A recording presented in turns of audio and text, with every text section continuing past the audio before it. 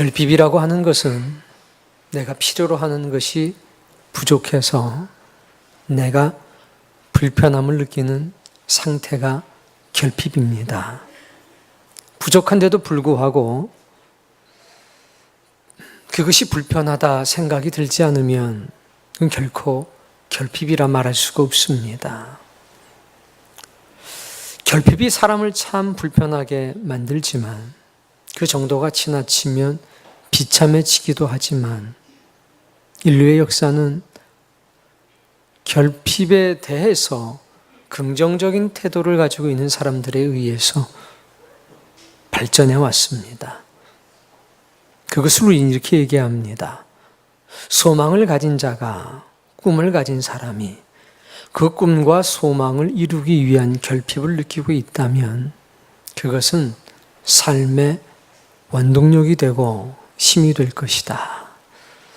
인간은 날개가 없었습니다. 그런데 날고자 하는 소망이 있었습니다. 그래서 만들어낸 것이 비행기입니다. 날개가 없지만 새보다 훨씬 더 자유롭게 하늘을 날 수 있게 되었습니다. 날개가 없다는 결핍이 오히려 더 큰 무엇인가를 만들어냈습니다. 사람은 지느러미가 없고 아가미가 없습니다. 어떻게 하면 저 바다를 건너 가볼 수 있을까? 도대체 저 바다 깊은 곳엔 무엇이 있을까? 도대체 저 바다 건너에는 무엇이 있을까? 꿈이 있고 소망이 있었습니다.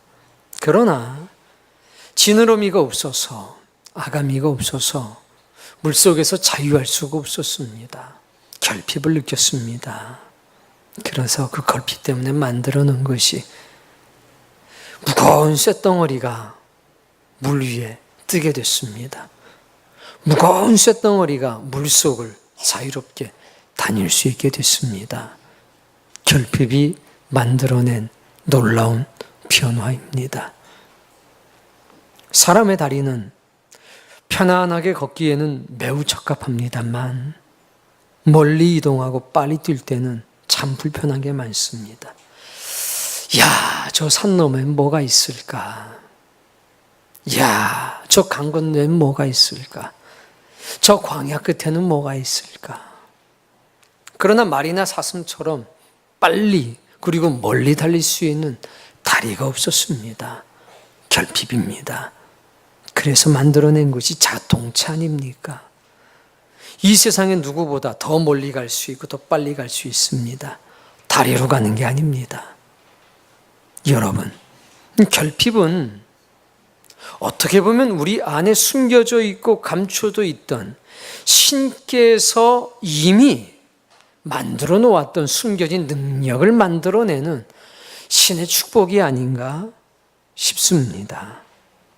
그런데 어떤 사람들은 그 결핍에 매여서 악과 독이 가득 차고 인생이 피폐해지는 경우도 볼 수 있습니다. 우리는 선택할 수 있다는 얘기입니다. 인생의 결핍을 통해서 숨겨진 신의 능력을 찾아낼 수도 있고 신의 흔적을 발견해낼 수도 있고 신앙적인 고백을 빌리자면 이 풍랑을 인하여 내가 더 빨리 갈 수가 있습니다. 이렇게 고백할 수도 있고 이런 인생을 만들어낼 수도 있고 결핍을 통하여 피폐해진 영혼과 인생을 선택할 수도 있다는 얘기입니다. 신자라고 하는 것은 모름지기 혹은 신의 형상을 가지고 살아가는 사람들은 모름지기 결핍을 통해서 위대한 신의 흔적을 발견하는 법입니다. 오늘 예배하는 모든 분들에게 인생의 결핍이 인생의 복이 되는 놀라운 역사가 있기를 원합니다. 성경에는 여인들의 이야기가 참 많이 기록되어 있습니다. 왜 이렇게 여인들의 이야기가 많이 기록되어 있나 살펴보면 그들은 고통받는 약자이기 때문입니다. 결국 성경 속에 기록되어 있는 여인들의 모습은 어쩌면 연약한 인간들의 모습이 아닌가 싶습니다.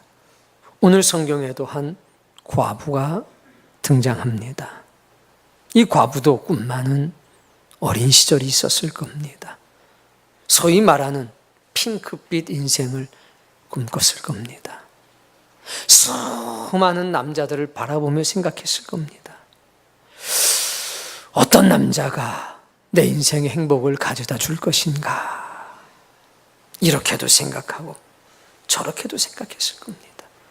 그리고 결국 한 남자를 선택하게 됩니다. 이 남자라면 나를 불행의 구렁텅이로 몰아넣지는 않을 것이다. 그래도 이 남자와 함께라면 내 인생의 작은 행복이라도 얻을 수 있겠다. 그 생각을 했습니다. 그리고 그 남자를 선택했습니다. 그 남자도 마찬가지의 선택을 했겠지요.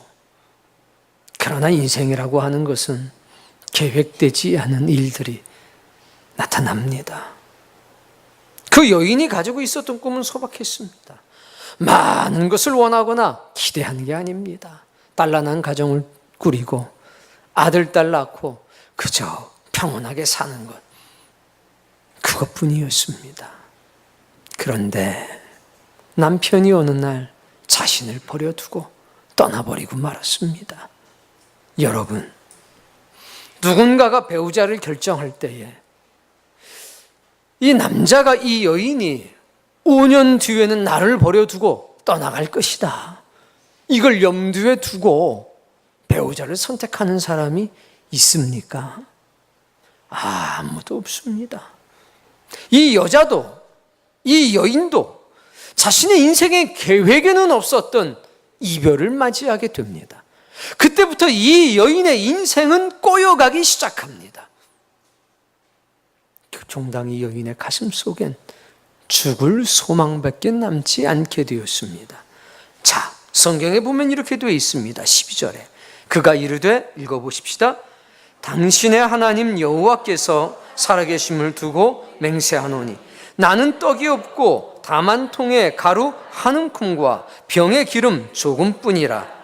내가 나뭇가지 둘을 주워다가 나와 내 아들을 위하여 음식을 만들어 먹고 그 후에는 죽으리라. 죽을 소망, 그게 이 여인에게 가득 차 있습니다.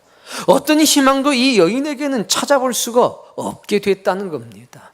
불과 10년 전만 해도 이 여인은 생긋한 푸르른 소망으로 가득 차 있던 사람이었는데 지금은 밀가루 한 줌, 병에 기름 조금, 나뭇가지 2조각을 주워다가 마지막 내 인생의 마지막 식사를 하고 이제 내 아들과 죽음을 조용히 기다리려고 합니다.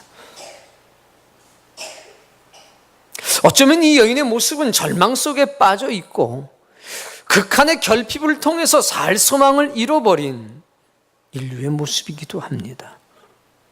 우린 참 죽겠다는 말을 자주 합니다. 어떻게 보면 이거는 부정이고 어떻게 보면 긍정이기도 합니다. 자, 덥습니다. 뭐라고 합니까? 더워 죽겠다. 그래서 에어컨 좀 틀어놓고 좀 시원하게 했더니 이젠 또 뭐라고 그럽니까? 추워 죽겠답니다. 배가 고프면 또 뭐라고 그럽니까? 그래서 막 먹었습니다. 그 다음에는 아니 도대체 어떻게 된 건지, 배가 고프면 우리는 얼마만큼 배가 고프냐? 죽을 만큼 배가 고파요. 하루에 3번씩이나. 그리고 밥을 얼만큼 먹냐면 죽을 만큼 또 먹습니다. 아주 죽기 살기로 사는 민족이에요. 그래서 심지어는 너무 웃겨도 뭐라고 그럽니까?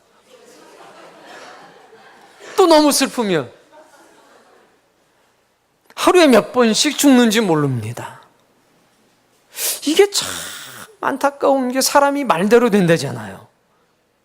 그걸 생각하면 참 이게 불행한 건데, 또 신앙적인 면을 보면 죽어야 살기 때문에 이거 부활 신앙하기에는, 기독교 신앙하기에는 최고다 우리가, 이런 생각도 듭니다.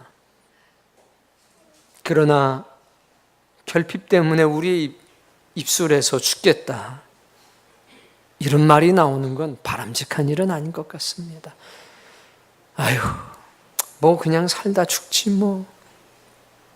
아유, 뭐 직장은, 아유, 결혼은, 아유, 그냥 나 혼자 이렇게 살다 죽지. 한국 사회의 모습이 오늘의 여인의 모습 속에서 그대로 보여지는 것 같아 마음이 참 아픕니다. 여러분, 이런 여인의 모습이 낯설지 않은 것은 우리 인생의 모습이 이와 다르지 않기 때문이 아닐까 싶습니다. 근데 이 여인은 12절 말씀에 아주 재미있는 표현 하나를 자신도 모르게 합니다. 내가 나뭇가지 둘을 주어다가. 이 여인은 현실을 그대로 받아들이면서 나뭇가지 둘이라는 표현을 썼을 겁니다. 그러니까 약간의 활용만 있어도 된다는 거지요. 약간의 밀가루, 그것으로 빵을 만드는 데는 아주 조그만 열량이면 충분하다는 얘기에서 나뭇가지 둘로라고 얘기했을 겁니다. 근데 우리는 나뭇가지 둘을 대할 때 다른 느낌을 받습니다. 자, 나무가 2개 있다. 우린 뭐가 생각이 납니까? 십자가가 생각이 납니다. 십자가. 우린 십자가 땔감으로 생각하지 않습니다. 야, 날 추운데 저 십자가 떼다가 군부를 떼야 되겠다. 그럼 하루 저녁은 따뜻하게 날 수 있겠지. 아이고, 저 나무 2개를 떼서 음식을 만들어 먹으면 한 끼 식사는 걱정이 없겠다. 우리는 십자가를 통해서 우리의 삶의 필요를 채울 생각을 하지 않습니다. 우리는 십자가 보면 그 십자가 마음에 끌어안습니다. 그러면 내 영혼의 갈증, 내 영혼의 고통이 사라지는 것을 우린 느낍니다. 그런데 이 여인은 그 나뭇가지 둘로 땔감으로 생각했습니다. 그저 인생의 결핍을 잠시라도 해결할 수 있다면 이라는 생각으로 모든 사물을 보고 있습니다. 그러나 신자는 다릅니다. 신자는 나뭇가지 2개를 봐도 거기서 주의 십자가를 생각해냅니다. 그리고 육신의 결핍이 아니라 영혼의 결핍을 채우기 위한 헌신과 노력을 생각해냅니다. 사랑하는 성도님, 우리는 신자임을 잊지 말아야 되겠습니다. 내가 이 십자가로 내 몸을 따뜻하게 할 수는 없어도 내 영혼을 데울 수는 있겠지. 내가 이 십자가로 육신의 배고픔을 해결할 수는 없어도 내 영혼의 배고픔은 해결할 수 있겠지.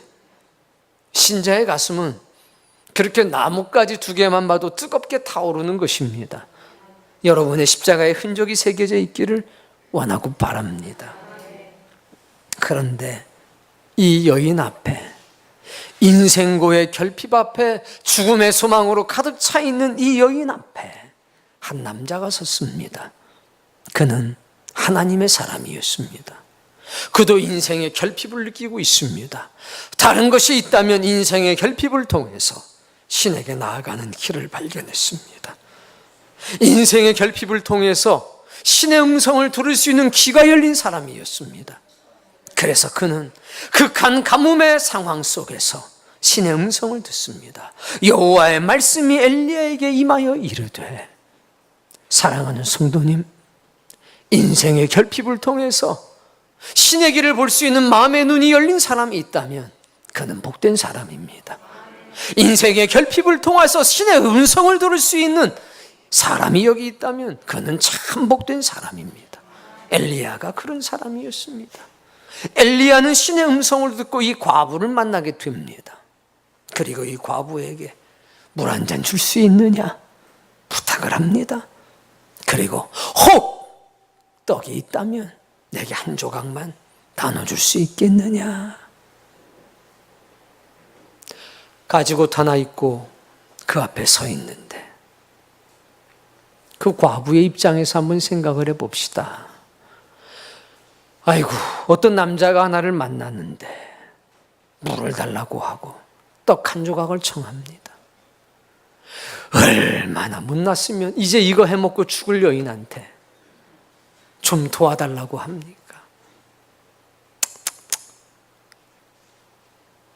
그런데 만약에 남편이 살아 있었더라면, 인생에 결핍이 없었더라면, 아이고 재수없는 사람 같으니라고 소금이라도 쫙 뿌려서 쫓을 법도 했지만, 지금은 인생의 결핍이 크게 달아있습니다. 바로 그 순간이었습니다. 내가 이런 형편입니다. 내가 죽을 소망밖에는 없는 사람입니다. 이렇게 고백을 했더니 그 남자의 입술을 통해서 놀라운 사실 하나를 접하게 됩니다. 자, 13절. 네, 그 남자가 던진 메시지는 두려워하지 말랍니다. 두려워하지 말라. 뭘 두려워하고 있는 겁니까? 죽음을 두려워하고 있는 겁니다. 먹을 것이 떨어져 가고 있는 것을 두려워하고 있는 겁니다. 그런데 이 말을 하는 사람은 밀가루 한 움큼도 없는 사람입니다. 수백 리길을 걸어와서 아주 먼지와 피곤이 쩔어 있는 사람입니다. 그런데 그가 그 말을 할 때에 그의 눈과 그의 얼굴 속엔 범접할 수 없는 특별한 기운, 희망의 기운, 생명의 기운, 소망의 기운이 번뜩이는 것을 이 여인은 봤습니다. 두려워하지 말라. 희망을 본 겁니다. 도대체 아무것도 갖지 않은 저 사람에게서 왜 저 생명의 기운이 나올까? 그것은 마치 자신이 어렸을 때 품었던 희망과 동일한 성질의 것이었습니다. 아니, 그것보다 더 강력했습니다. 두려워하지 말라. 가서 네 생각대로 해라. 네 말대로 해라. 그러나 먼저 그것으로 읽겠습니다. 나를 위하여 작은 떡 한 개를 만들어 내게로 가져오고 그 후에 너와 내 아들을 위하여 만들라. 여기에서 그쳤더라면 이것은 한 미친 사람의 욕심에 불과한 외침에 불과할 수도 있었습니다. 그런데 이 남자는 그렇지 않았습니다. 행위를 지시하되 그 행위의 결과까지를 말하기 시작합니다. 14절. 내 말이 아니라 하나님의 말씀에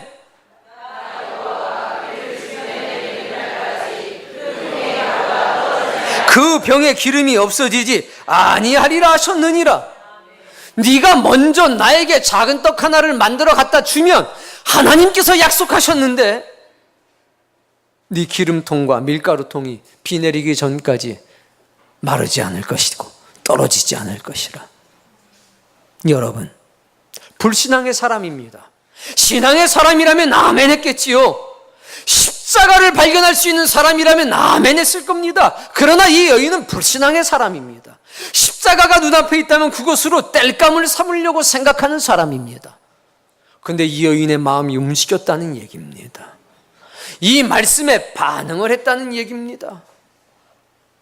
남편이 있었더라면 결코 이 말씀에 반응할 수 없었을 겁니다. 의지할 만한 사람이 있었더라면, 곡식 창고에 곡식이 가득했더라면 결코 이 말에 반응하지 않았을 겁니다. 그러나 인생의 극한의 결핍이 이 여인의 영혼을 움직였습니다. 숨겨져 있던 신의 흔적을 찾게 한 겁니다. 신의 음성을 들을 수 있는 귀를 열려지게 한 것입니다. 이 여인은 그와 같이 했습니다. 사랑하는 성도님, 이 여인은 이 순간까지 남자에 대한, 남편에 대한 그리움과 원망이 있었을 겁니다. 내 남편만 있었더라면. 그러나 남편이 있다고 모든 것을 해결해 주진 않습니다. 요한복음 4장에 보면 사마리아 땅 수가성에 살고 있던 한 여인이 예수님과 만남을 갖습니다. 예수님께서 그 여인에게 물을 요구하셨습니다. 그 여인이 깜짝 놀라며 말합니다. 유대인인 당신이 사마리아 사람인 내게 물을 달라고 하니 이게 어찌게 된 일입니까? 그때 예수님은 이렇게 말씀하셨습니다. 여인이여, 너에게 물을 달라고 한 이가 누구인지를 알았더라면 나에게 물을 달라고 했을 터인데, 네가 내게 주는 물은 마시면 다시 목이 마르겠지만 내가 너에게 줄 수 있는 이 물은 한 번 마시면 영원히 목마르지 않는 물이라. 그랬더니 이 여인이 이렇게 말합니다. 그 물을 제게 주소서. 그 다음에 말이 중요한데, 그래서 저로 이 우물가에 다시는 물을 길르러 오지 않게 하옵소서. 노동의 고통으로부터 해결 받고 싶다는 얘기입니다. 노동의 고통으로부터 해방당하고 싶다는 얘기입니다. 인생고의 문제로부터 좀 자유롭고 싶다는 얘기입니다. 그랬더니 우리 주님께서 뭐라고 그러시냐면, 따라해 보세요. 이르시되 내 남편을 불러오라. 물을 달라고 그랬더니, 당신이 가지고 계신 특별한 물을 달라고 그랬더니 주님은 뜬금없이 네 남편을 데리고 오라. 이 여인이 이렇게 대답합니다. 나는 남편이 없습니다. 우리 주님이 뭐라고 그러신 줄 아십니까?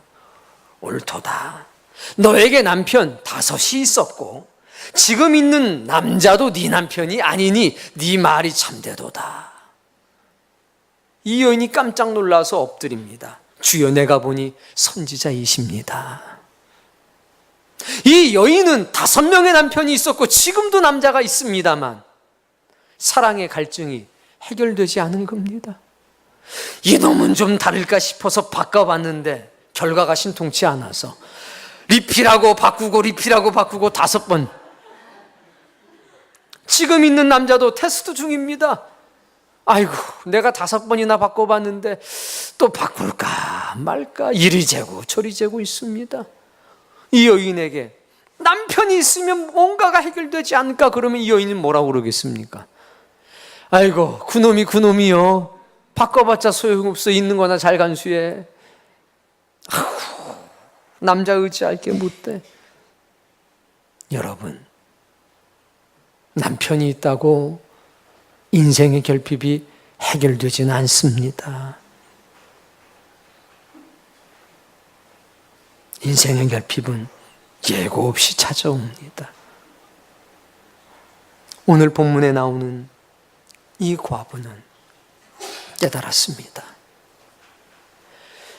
주의 종들의 말씀에 순종해서 그대로 행했더니 오늘 본문에 보니 그가 가서 엘리야의 말대로 하였더니 그와 엘리야와 그의 식구가 여러 날 먹었으나 여호와께서 엘리야를 통하여 하신 말씀같이 통의 가루가 떨어지지 아니하고 병에 기름이 없어지지 아니하리라. 인생고가 해결이 됐습니다. 남편이 생겨서 해결이 됐습니까? 직업이 생겨서 해결이 됐습니까? 아니었습니다. 신의 음성을 통해서 해결이 된 겁니다. 자, 인생고가 해결이 됐으니 이제 좀 살만해지겠지요. 그러나 인생은 그렇지 않다는 것을 하나님은 또 보여주십니다. 그 여인은 이렇게 생각할 수도 있습니다. 내 남편이 이 남자를 보내줬나 보다.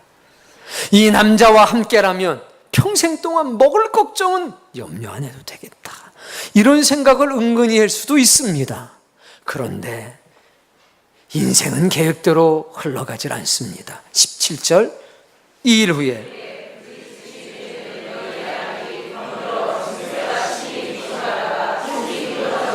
여인에게 있어서 자식은 남편의 생명보다 더 귀중한 것이요 자신의 생명보다 더 귀한 것입니다.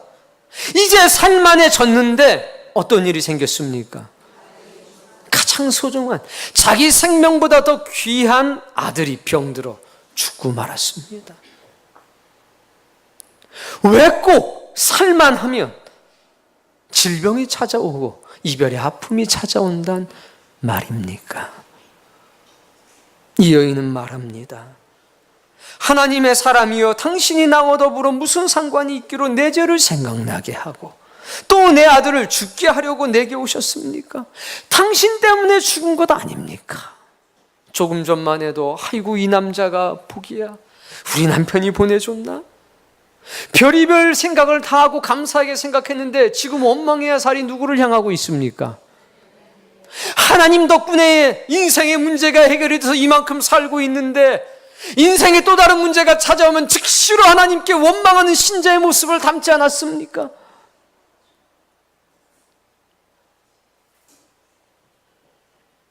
너무 고통스러웠던 겁니다. 살만한데, 이제 좀 살만한데, 왜? 내 남편을 데려간 그 질병이 왜 내 아들에게도 찾아오냐는 얘기입니다. 내가 전생에 무슨 죄를 지어서, 내가 얼마나 큰 죄를 지었다고, 나는 그냥 내 아들과 단순히 살아가면 그뿐인데, 내 이 소박한 꿈 위에서 난 누구를 해롭게 한 적도 없는데 왜 이런 고통이 내게 찾아오냐고 지금 원망하고 있는 겁니다. 이건 인생의 넋두리입니다. 이걸 하소연할 대상이 하나님의 종밖에 없었다는 겁니다. 하나님밖에는 없다는 겁니다. 우리의 푸념도 그와 같은 것이 아니겠습니까? 그랬더니 엘리야가 그 여인을 달라고 그러고 다락으로 올라갑니다. 하나님께 눈물로 기도합니다. 자, 22절 말씀.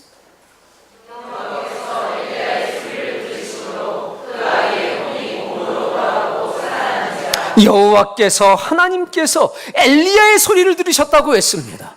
그 과부의 소리를 들은 것이 아닙니다. 인생의 결핍 때문에 원망하고 한탄하는 소리를 들은 것이 아니라 인생의 결핍을 통해서 신의 길을 바라볼 수 있는 사람, 신의 음성을 들을 수 있는 사람, 그 사람의 소리를 들으셨다는 겁니다.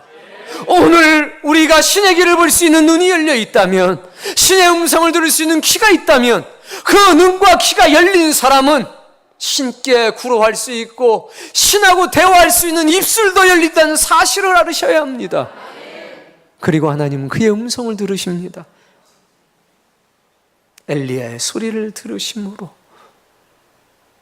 인생의 결핍이 신과 더 가까워지는 놀라운 은총이 되는 사람도 있습니다. 인생의 결핍이 한이 되고 원망이 되고 악이 되는 사람도 있습니다. 어떤 길을 택하시렵니까? 엘리야가 그 아이를 안고 다락에서 방으로 내려가서 그의 어머니에게 주며 말합니다. 보라, 내 아들이 살아났느니라. 24절.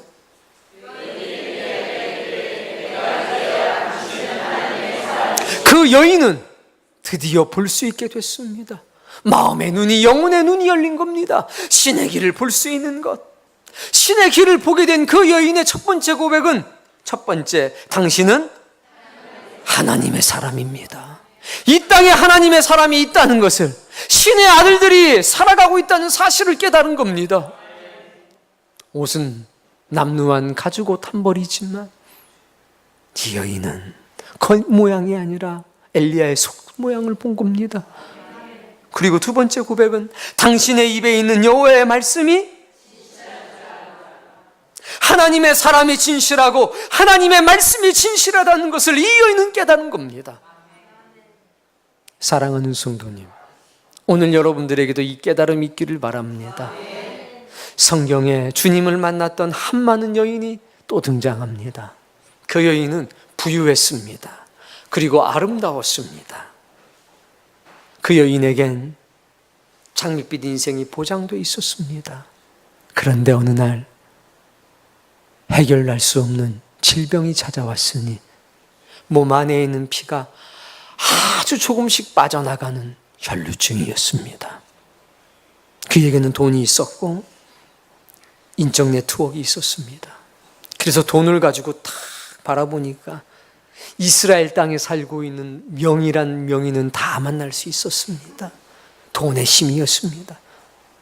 인적 네트워크가 너무 풍부하다 보니까 숨겨진 기인들을 많이 만날 수가 있어서 민간, 요법이란 요법은 다 해봤습니다.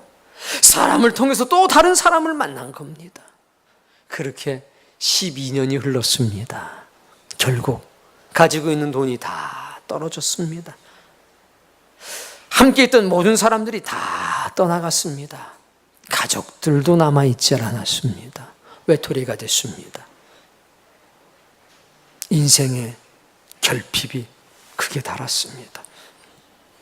그러자 돈을 가지고 있을 땐 명의가 보였는데, 아는 사람을 통해선 또 다른 사람이 보였는데, 모든 것이 다 떨어지고 나자 신성한 영혼의 눈이 열렸습니다. 누가 보였느냐? 그리스도 예수가 보이기 시작했습니다. 돈이 있을 땐 보이지 않았습니다.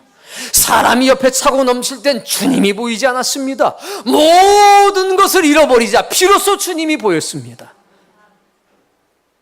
저분의 옷자락만 만져도 내 병이 나으리라. 이 간절한 마음을 가지고 주님의 옷자락을 만졌습니다. 그러자 주님의 능력이 그녀에게로 들어갔습니다. 우리 주님이 말씀하십니다. 내게서 능력이 나갔느니라. 그 여인이 자신의 몸에 질병이 나은 것을 즉시로 깨달았습니다. 엎드렸습니다.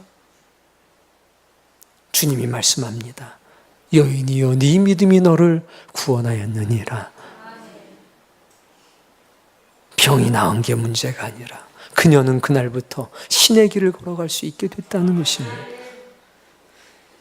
영혼의 구원을 받는 일보다 더 귀한 일이 어디에 있단 말입니까?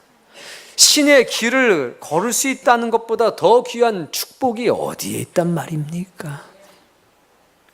이 여인은 우리 인생의 모습 그대로입니다.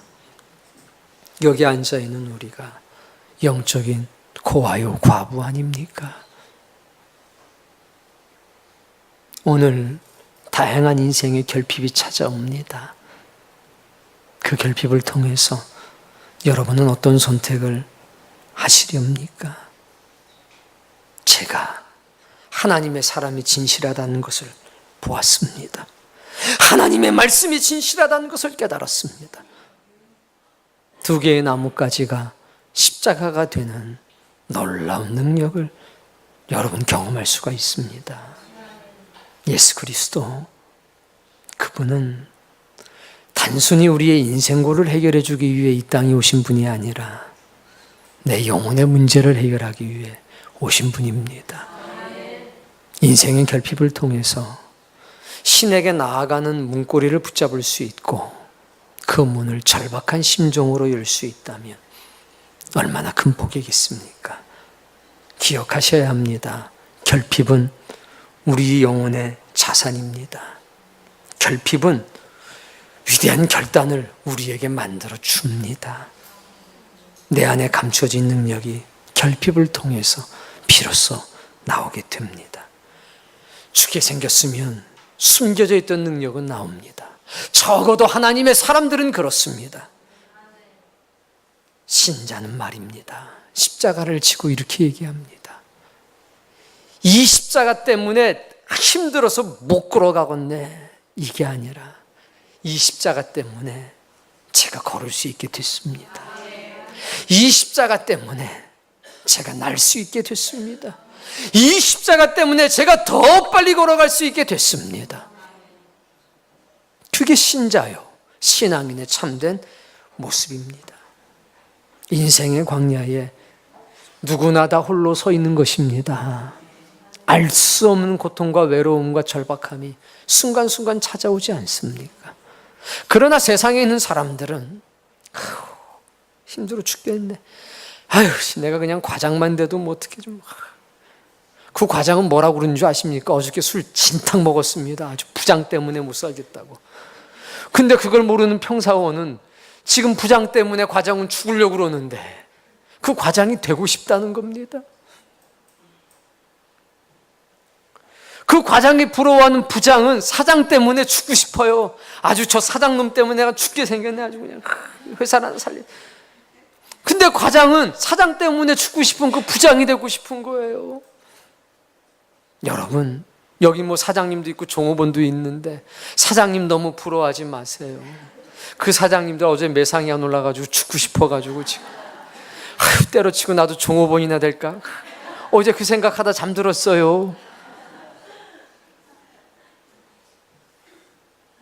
돌고 도는 게 인생입니다. 대통령 되기 전엔 대통령만 되면 뭐가 된 것 같지만 우리 문재인 대통령 지금 발 뻗고 잠도 못 자요. 그 미친놈이, 죄송합니다, 그냥 미사일 쏴댈 걸 누가 알았겠어요. 잘해주면, 우리 같으면 잘해주면 고맙다고 그럴 줄 알았지, 잘해줄수록 이놈들은 이상한 짓거리를 해대는, 그 누가 생각이나 했겠어요. 우리야 뭐 잃을 것도 없으니까 뭐 쏘든지 말든지, 뭐 안 쏘면 좋겠지만 쏴도 별로 잃을 건 없고, 그래서 우리는 발 뻗고 잤잖아요. 대통령은 그럴 수가 없는 겁니다. 여러분, 주님이 정답입니다. 아무리 강한 권력을 가지고 있어도 그에게도 인생의 결핍은 있다는 얘기입니다. 피할 수 없는 숙명인데 우리는 그 인생의 결핍을 통해서 신께로 나아갈 수 있는 그런 축복을 누리길 바랍니다. 십자가가 나를 힘들게 하는 것이 아니라 나를 겸손하게 하는 것이요, 잠들어 있던 내 영혼의 눈을 뜨게 하는 것이요, 꽉 막혀져 있던 내 귀를 열리는 놀라운 은총이 되는지 누가 알겠습니까? 오늘 이 여인처럼 보잘것없지만 하나님의 사람을 여러분이 만난 겁니다. 그래서 오늘 이 자리에 이렇게 인도받은 것 아닙니까? 그리고 여러분이 지금 신의 음성을 만난 것 아닙니까? 여러분 인생에서 내가 이제야 하나님의 사람임을 깨달았습니다. 내가 이제야 하나님의 말씀이 진실한 줄 알았습니다. 이 궁극의 놀라운 고백이 여러분과 여러분이 사랑하는 모든 사람의 입술을 통해서 선포되기를 바랍니다. 그때 여러분의 인생엔 신의 은총으로 가득하게 될 겁니다. 그래서 누군가에게 이렇게 말하게 될 겁니다. 두려워하지 마십시오. 두려워하지 마십시오. 돈이 떨어져 가는 것을 두려워하지 마십시오. 인간 관계가 단절돼 가는 것을 두려워하지 마십시오. 인생의 결핍이 찾아온 것을 두려워하지 마십시오. 신의 은총과 축복이 당신에게 다 있습니다. 베드로를 아십니까? 물 위를 걷다가 빠졌던 그 베드로, 그는 이렇게 얘기했습니다. 당신이 제게 오라고 말씀하신다면 그 말씀을 밟고 제가 주님께 가겠습니다. 오라! 신의 음성을 듣고 걸어가기 시작했습니다. 풍랑이 치자 주님이 시야에서 사라졌습니다. 물에 빠져들어갑니다. 그는 다급하게 외쳤습니다. 주여 나를 구원해 주소서. 주님이 보이지 않았지만 외쳤습니다. 주님이 손을 내미십니다. 어리석은 자여 왜 의심하였느냐. 그리고 그를 건져서 같이 걸어갔습니다. 여러분, 아무것도 안 보여도 괜찮습니다. 한마디, 주여 나를 구원하소서. 주님의 손이 나타날 것입니다. 오늘 여러분의 인생의 결핍 가운데로 주님이 찾아가실 터인데 엘리야를 보낼 겁니다. 그게 김시성을 가진 친구일 수도 있고 박지성을 가진 아줌마일 수도 있지만 그의 입술에 하나님의 말씀이 있다면 그가 영적인 엘리야입니다. 그가 여러분을 하나님의 품 안으로 인도해낼 것입니다. 그때 분명한 음성 하나를 듣게 될 겁니다. 두려워하지 말라. 내가 너와 함께함이니라. 오늘 이 예배에 참석하신 여러분들에게 그 놀라운 신의 은총이 넘치기를 주의 이름으로 축복합니다.